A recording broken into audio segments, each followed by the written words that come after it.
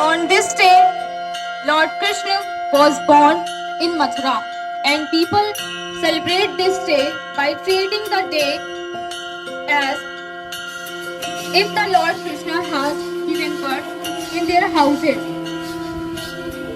Krishna Janmashtami is also known as Sri Krishna Jayanti.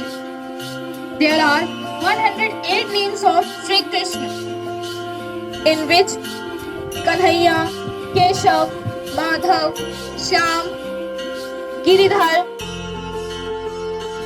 are more popular. बच्चों, श्री कृष्ण माता देवकी और वासुदेव जी की संतान थे, लेकिन उनका लालन पालन माता यशोदा के द्वारा किया जाने के कारण उन्हें यशोदा नंदन के नाम से भी जाना गया। कंस जो कि माता देवकी के भाई थे, उनसे अत्यधिक प्रेम करते थे। जब कंस ने माता देवकी और वासुदेव जी का विवाह कराया और जब उनको ससुराल छोड़ने गए तो एक भविष्यवाणी हुई, जिसमें कि उनको पता चला कि माता देवकी के 8वें पुत्र के द्वारा उनका वध किया जाएगा,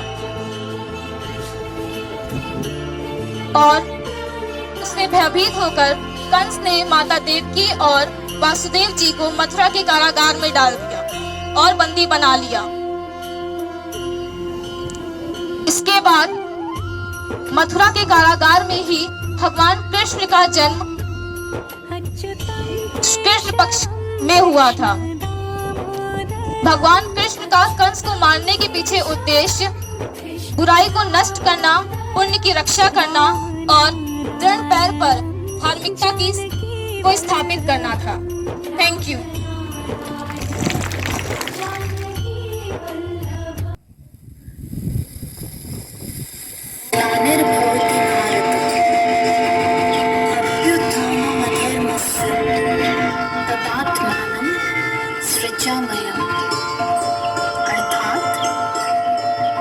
भारतवंशी अर्जुन, जब जब धर्म की हानि और अधर्म की वृद्धि होती है, तब तब मैं अपने आप को साकार रूप से प्रकट करता हूँ।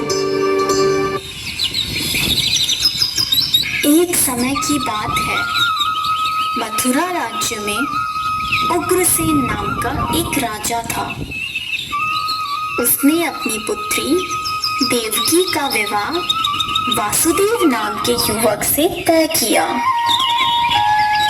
देवकी का भाई कंस, जो कि बहुत ही क्रूर, दुष्ट और निर्दयी था, देवकी से अत्यंत प्रेम करता था। इसीलिए विवाह संपन्न होने के बाद कंस स्वयं उसको छोड़ने ससुराल गया। जब वह रथ में जा रहे थे, तब बीच रास्ते में उनको आकाशवाणी सुनाई दी। हे दुष्ट कंस, तूने इस धरती पर बहुत पाप किए हैं, इसलिए इस धरती पर से तेरे पाप नष्ट करने के लिए देवकी का 8वां पुत्र जन्म लेगा और वही तेरा विनाश करेगा। यह सुनकर कंस अत्यधिक भयभीत व क्रोधित हो गया।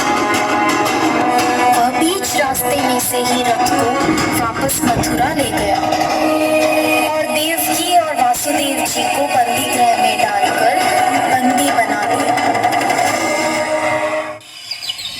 समय बीतता गया। कुछ समय बाद देवकी की पहली संतान हुई। जैसे ही कंस को इसकी सूचना मिली, कंस ने देवकी की संतान को मार दिया। यह उसके अत्याचार की शुरुआत थी।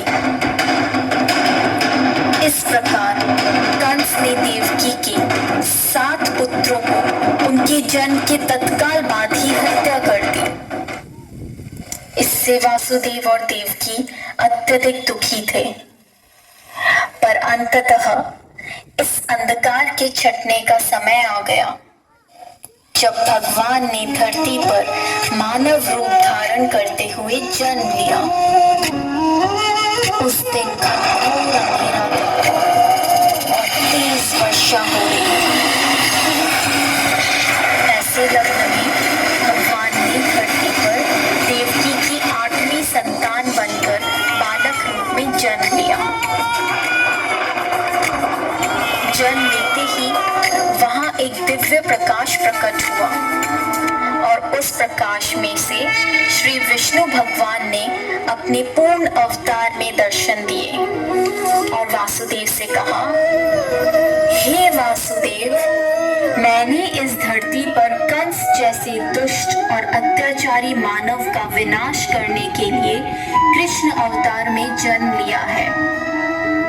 अतः मैं आपसे विनती करता हूँ कि आपके दोस्त नंद के घर ले चले, जहाँ उनकी पत्नी यशोदा ने बालिका को जन्म लिया है। उस बालिका को यहाँ ले आकर मुझे यशोदा के बगल में सुला दें। ऐसा बोलकर भगवान अंतर्ध्यान हो गए। भगवान ने एक शिशु का रूप धारण किया और एक चमत्कार हुआ। वासुदेव और देवकी पीड़ी मुक्त हो गए। कारागार के द्वार अपने आप खुल गए। जेल प्रहरी गहरी निंद्रा में सो गए और ऐसे समय वासुदेव उस बालक को लेकर नंद के घर चल पड़े। तेज वर्षा के कारण यमुना नदी का बहाव बहुत तेज था, पर यमुना नदी ने वासुदेव और उनके पुत्र के लिए रास्ता बना दिया और शेषनाग ने प्रकट होकर कृष्ण भगवान को अपने फन फैलाकर तेज बारिश से बचाया। आखिरकार वे नंद के गांव पहुंचे और कृष्ण को यशोदा की बगल में लेटाकर उनकी पुत्री को वापस बंदी गृह ले आए। वहां पहुंचते ही बंदी गृह के दरवाजे स्वयं बंद हो गए।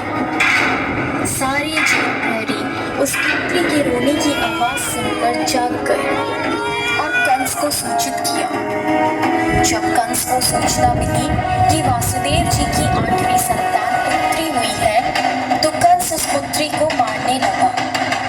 अचानक उसमें से एक दिव्य ज्योति के साथ मां शक्ति प्रकट हुई और उन्होंने कहा, हे मूर्ख कंस, निर्दोष शिशुओं की हत्या करने से तुम्हें कोई लाभ नहीं होगा।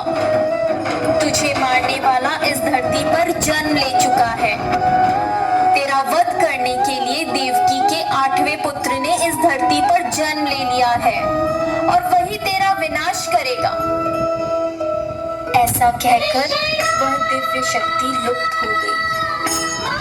जब कृष्ण भगवान बड़े हुए, तब उन्होंने कंस का वध किया और इस प्रकार कृष्ण भगवान ने धरती पर अत्याचार व बुराई का अंत किया।